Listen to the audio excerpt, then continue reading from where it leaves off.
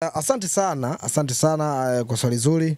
Mimi nafikiri taarifa ya virabu takriban virabu 6 na kuendelea mpaka kufika virabu 8 si taarifa sahihi sana inasemekana kwamba virabu vimegoma na vinategemewa kugoma kuelekea katika michezo inayofuata, ambapo vilabu hivyo havijatajwa kwa majina, lakini moja klabu ambayo imeonekana ikihimiza sana tukio hilo ni pamoja na klabu ya Singida Black Star, ambao mchezo wao mwisho walicheza dhidi ya Simba, na wengi wanaona kwamba Singida walinyongwa kwa maamuzi ya muamuzi. Lakini leo nilikuwa napita katika mitandao nikaona moja kati ya posti ya msemaji wa Simba Sports Club Ahmed Ally ameposti moja kati ya sauti ama cover inayosema kwamba wao bodi ya marefari wenyewe wanaridhika na ufanyaji kazi wa marefari wa hapa nchini, nikimaanisha Tanzania. Lakini hii kauli ya baadhi ya timu na baadhi ya watu kusema kwamba baadhi ya vilabu vitagomea michezo yao miwili, sioni kama ni kauli sahihi zaidi. Kama ingekuwa sahihi basi wangegomea tangu huko nyuma katika michezo ambayo wengi wanadai kwamba haikutendewa haki. Kumekuwa na fununu nyingi sana zinasema kwamba GSM wanadhamini vilabu 8 ndio maana ligi inakuwa dhaifu idiari, kwamba kuna baadhi ya timu zikicheza na Yanga da Africans zinakuwa kama hazionyeshi ule upambanaji wa timu zingine. Lakini mimi nafikiri tu kama kuna mtu anaweza kudhamini vilabu 8 na vilabu vikaweza kunufaika kupitia huyo mtu, basi awekeze. Lakini kwamba kauli ya kwamba GSM kudhamini vilabu 8 na kauli ya Simba kuishi na marefa vizuri, inaweza kaa kauli tata, lakini siamini kama ni kauli ambayo inasababisha labda ndo Simba achukue ubingwa au Yanga achukue ubingwa. Okay, tuseme kwamba iko katika vilabu 8 ambavyo vinadhaminiwa na GSM. Tumchukulie mfano Singida Black Star.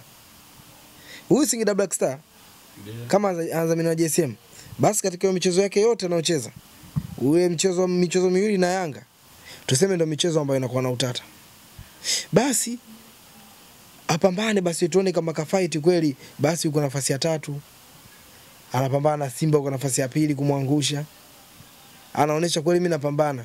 Leo hii unaenda kulalamika kwamba marefa amefanya hichi, marefa amefanya hivi, lakini hatuoni fighting zako uwanjani. Vile vitendo vinaishia tu kwenye kuongea.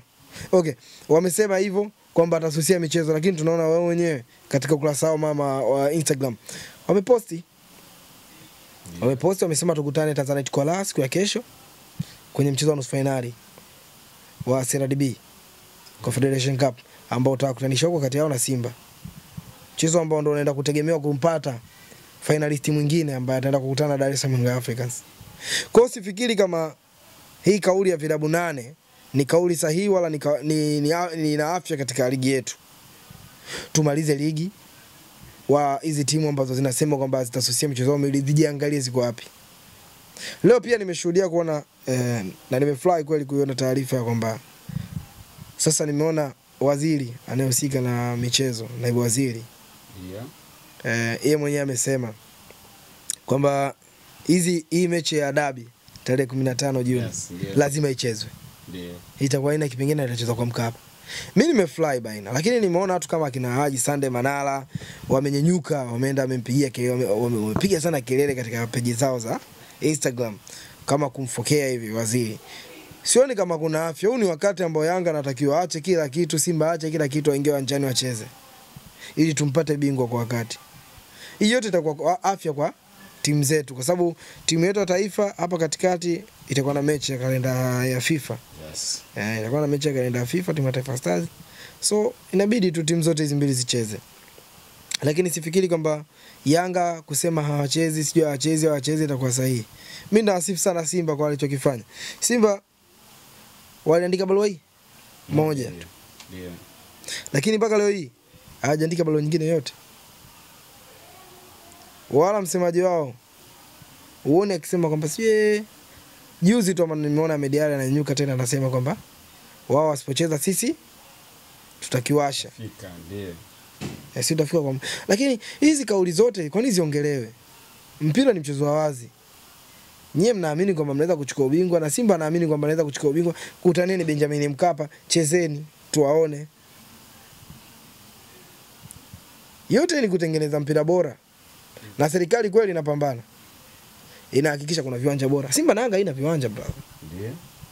Inahakikisha kuna viwanja bora. Inahakikisha kila kitu kinachohitajika kwenye michezo kipo.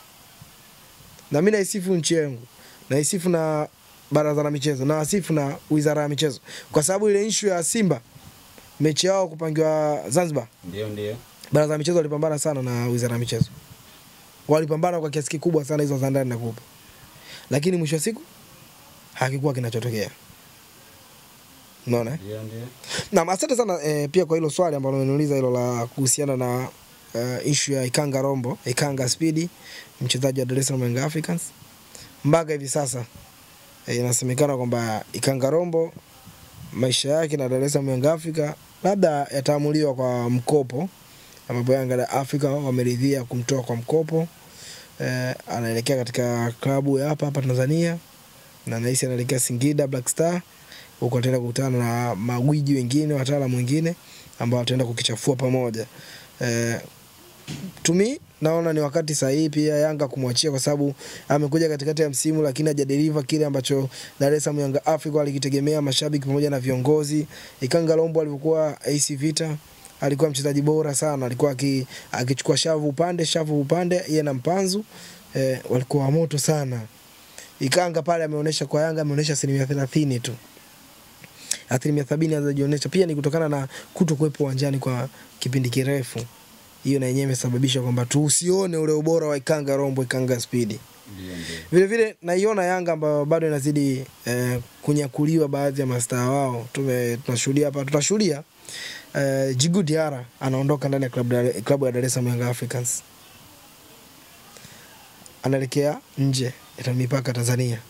Vile vile tumeona Faridi Musa Mbeya City koma kumwanya. Ndio. Mtoto kutoka Mbeya Green City. Wanamtaka, si ndio? Wanamtaka, wanataka aondoke naye kwa sababu na yeye amepanda kwenye ligi kuu Tanzania bara. Yes. Tunaenda kumshuhudia anguko la Aziz Ki, tumeliona kutoka kwa Dar es Salaam Young Africa. Sasa hivi kwa Wydad ya nchini Morocco. Tunaenda kushuhudia tena anguko la mchezaji mwingine Kennedy Msonda. Ambao Kennedy Msonda mimi sikufichi.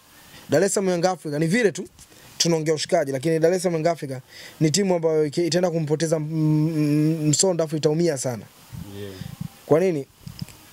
Zambia kwenye mechi zake za kimataifa, timu ya taifa alikuwa anaitwa aenda kuchezeshwa kama striker baada ya striker wao kuumia Passon Daka. Ndio. Wakaenda kumchezesha Msonda na alikuwa na score brother.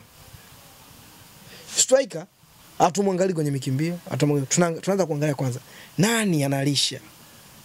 Yes, nani anatoa pasi. Nani anazalisha hapa ili mfikie. Msonda ni the big striker. Msonda ana speed, analijua goli na kwa kichwa ndo bara. Kwa tunaenda kushuhudia Yanga ambayo inaendelea kupoteza wachezaji wengi, na za ndani tunakupa Yanga inaenda kutafuta wachezaji 6 bora sana. Wachezaji 6 bora sana ambao kwenye ligi hii hawajawahi kuonekana. Ndio, vipi na kuhusu swala Clement Mzize limekaaje lenyewe? Clement Mzize swala lake kuelekea Zamalek zimekuwa story nyingi sana.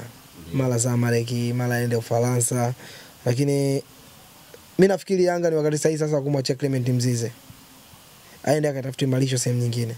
Tumeona vijana wadogo wanaondoka katika ligi yetu, akina Suleiman Mwalimu juzi amecheza na Sevilla, ameonyesha kiwango bora sana, ambacho naweza nikasema kwamba kuna kitu kweli amekivuna akiwa na Wydad Casablanca. Kwa hiyo naweza kusema kwamba Yanga wamwachie tu aende akatafute malisho sehemu nyingine. Lakini kwa upande wa Simba Sports Club, mchezaji mpaka hivi sasa tunayefahamu anaweza kuondoka ni Debra Fernandez Mavambo. Amekuwa ridhishwa na kile kinachoendelea katika klabu yake na anatamani kweli kuondoka, na Simba watakaa naye chini, watafanya naye makubaliano kwa taarifa za ndani. Vile vile kuna mchezaji Dese Mukwala striker magoli. Hivi sasa naona Simba ameanza kumrudisha katika kile ambacho anakipenda yeye. Dese ni mchezaji anayependa kucheza. Dese ni mchezaji anayependa kutumika uwanjani. Hachoki, anapambana kila muda uwanjani. So naiona nafasi ya Dese ndani ya klabu ya Simba kwa ukubwa, lakini naiona nafasi ya Dese pia kuondoka katika viunga vya Msimbazi. Kwa nini? Dese na wakala wake wamekaa chini, wameona kwamba huu ni wakati wao sasa wa kutafuta timu wacheze. Kwa hiyo ni wakati pia Dese anaondoka katika klabu ya Simba Sports Club. Naam, ni hayo tu kwa siku ya leo. Au kuna jingine? Vipi nasikia za ndani nani Yanga wanamhitaji nani Mpanzu. Wamrejeshe nani Yanga, vipi hiyo? Simba watakubali kumwachia au ndio hivyo mnaendelea nani bado mna mpango naye wa kufika naye mbali pia? Simba issue ya kumwachia Mpanzu sifikiri kama ni issue Simba kwa sasa hivi. Kwa program ambayo Simba amekuwa nayo hivi sasa ya kutumia vijana wadogo, sifikiri kama Mpanzu ni wakati sahihi wa kuondoka Simba. Amekuja ana deliver kile kitu, lakini mechi za hivi karibuni ameonekana kama anapotea, kama anarudi, lakini ni kutokana pia na uchovu, naweza kumtetea kwa hilo. Mechi nyingi sana Simba amecheza, nyingi sana. Simba hajapata mapumziko, anacheza back to back match, na hakuna kocha yote duniani anayefly timu yake icheze siku mbili, baada ya siku mbili anacheza, baada ya siku mbili anacheza. Hakuna kocha duniani anayependa, kwa sababu wachezaji wanapoteza energy kubwa sana, wanashindwa kupambana effectively. Lakini sifikiri kama Mpanzu anaweza kaelekea Yanga, na sidhani kama Yanga anamhitaji Mpanzu. Ni maneno tu. Sasa basi tunashukuru sana kwa uwepo wako pia, si ndivyo? Shukrani sana, Mwenyezi Mungu awabariki sana. Sasa